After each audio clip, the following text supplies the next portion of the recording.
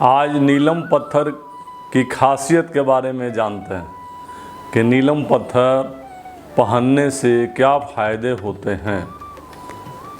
पहली बात है कि नीलम किसे पहनना चाहिए। जिस व्यक्ति की कुंभ राशि हो, मकर राशि हो, तुला राशि हो, वृष राशि हो, कन्या राशि हो, मिथुन राशि हो, ये व्यक्ति नीलम पहन सकते हैं।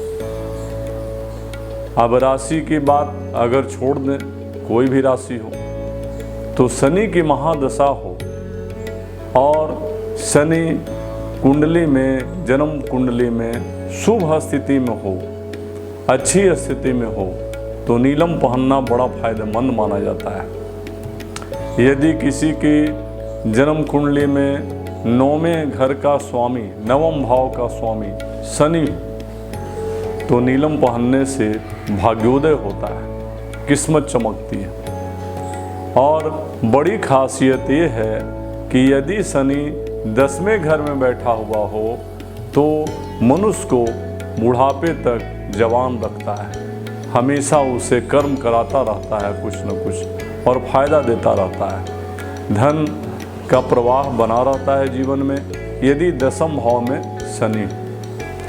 शनि जो है परिश्रम करवा करके धन देने वाला ग्रह है और देता जरूर है, थोड़ी बहुत मानसिक परेशानी के साथ अनुकूल ही रहता है।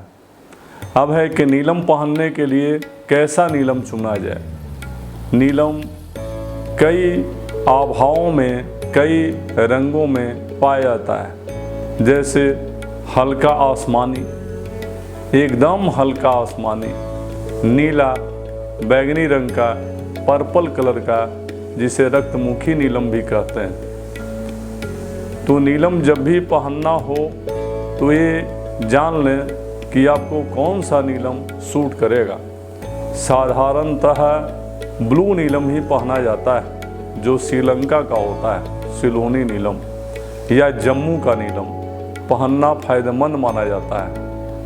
और अगर सूर्य और शनि एक साथ कुंडली में बैठे हों, नवम भाव में, 10वें भाव में, 5वें भाव में, तब आप रक्तमुखी नीलम पहने।